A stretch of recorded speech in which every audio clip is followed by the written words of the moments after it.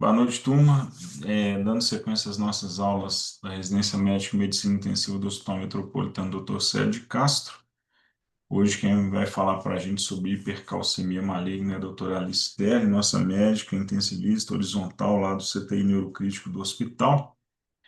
Também preceptora dos meninos. Peço a todos que deixem os vídeos abertos, áudios fechados. Ao final, a gente finaliza a gravação para poder tirar dúvidas. Lembrando que essa aula é gravada com autorização da Alice, de quem participa conosco, e a gente coloca ela publicada no nosso canal do YouTube lá, Noites Intensivas, para quem quiser assistir depois. Alice, obrigado mais uma vez. A palavra é sua. Boa noite, gente. Então, hoje a aula vai ser sobre hipercalcemia maligna, né? Meu nome é Alice, como o Luiz falou. Então, a gente vai começar. Primeiro, eu vou falar um pouquinho da fisiopatologia. Tá ouvindo? Estamos ouvindo, Ai, Alice? Tá tranquilo. saiu aqui. Peraí que saiu. Como que volta lá, Luiz? Não, nós estamos vendo. Se você apertar para trás, você consegue voltar. Você que não deve estar nos vendo, mas nós estamos vendo a sua tela. Ah, mas a minha tela tá o... Regulação hormonal. Não, acho. Tá bom. Então, hoje a gente vai falar de hipercalcemia maligna, né?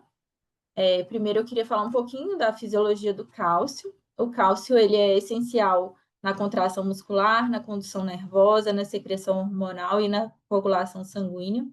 99% do cálcio ele está nos ossos, como hidroxiapatia. 1% ele é extracelular e a fração ionizada é a fração dele fisiologicamente ativa. As formas circulantes do cálcio, ele circula ligado à albumina, ele circula da forma livre, que é ionizada, e a complexada a íons.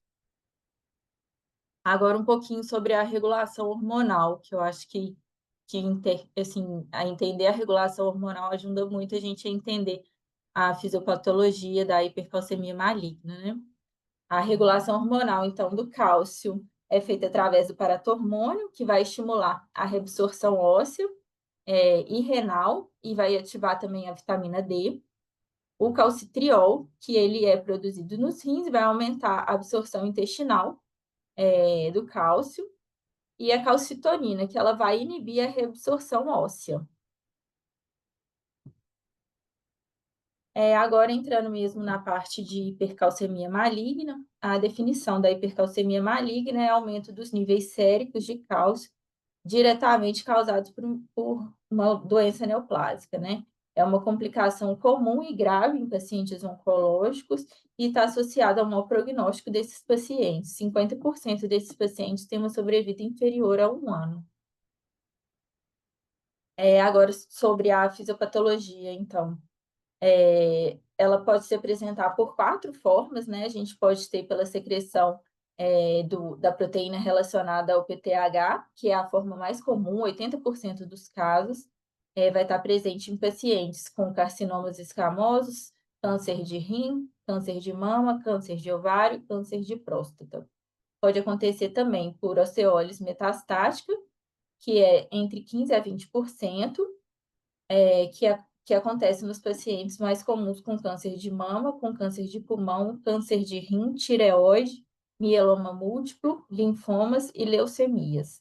Pode ocorrer também a produção ectópica do calcitriol, que é comum em linfomas, e pode acontecer também a secreção ectópica do paratormônio, que é mais raro, mas pode acontecer em pacientes com tumor de ovário, pulmão e tireoide.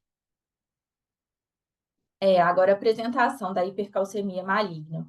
Ela pode ser de evolução crônica, que frequentemente é assintomática, e de evolução aguda, que se apresenta geralmente com desidratação, polidipsia, poliúria, anorexia, náuseas, vômitos e dor abdominal.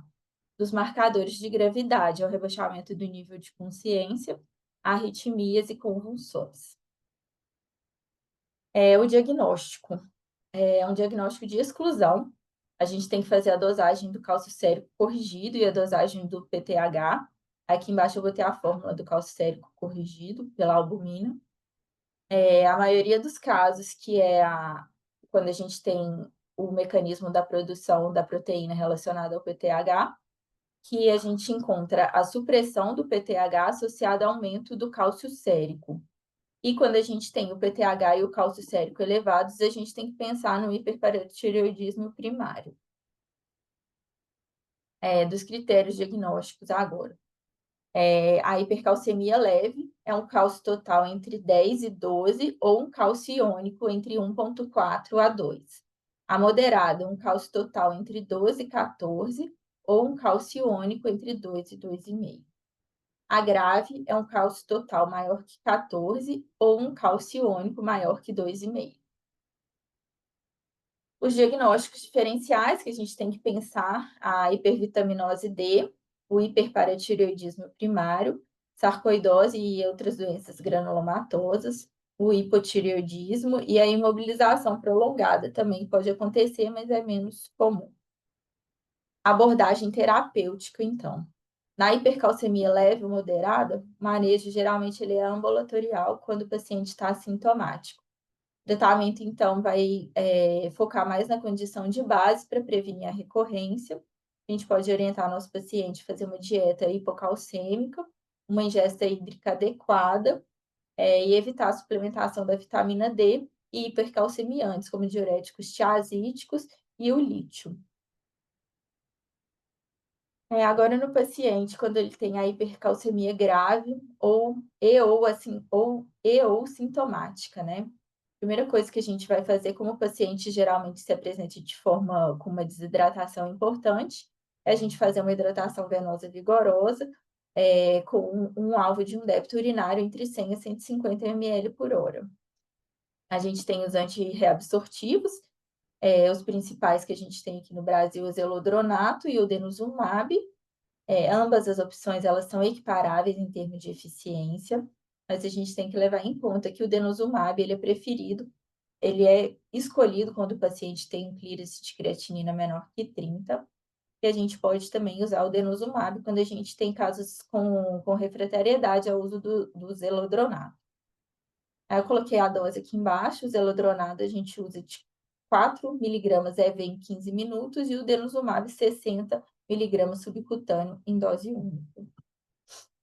A gente tem também a calcitonina, que ele é um hipocalcemiante de rápida ação, ele age entre 4 e 6 horas, tem um efeito curto, 48 horas, mas no Brasil a gente só tem disponível a formulação intranasal. Ela não é eficaz para o tratamento da hipercalcemia, então no Brasil a gente não tem essa medicação disponível. Os corticoides que a gente pode usar no tratamento da hipercalcemia relacionada a linfomas e doenças granulomatosas.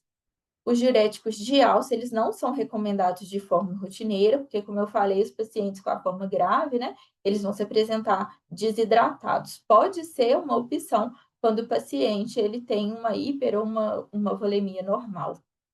E na hipercalcemia grave e refratária, a gente tem que considerar fazer a hemodiálise. As referências, e é isto.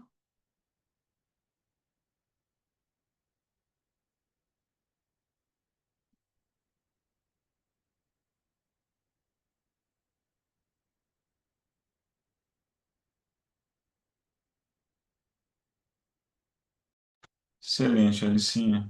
Obrigado. Um tema curto hoje, a gente não. A gente está alternando agora, não está deixando os temas muito pesados mais, com longa apresentação, e não quer dizer que é um tema menos importante, né? Tem importantíssimo que saibamos tratar. Te agradecer mais uma vez, vou parar a gravação só para a gente trocar uma experiência e tirar a dúvida dos meninos. Te agradeço mais uma vez a parceria e a dedicação para essa aula.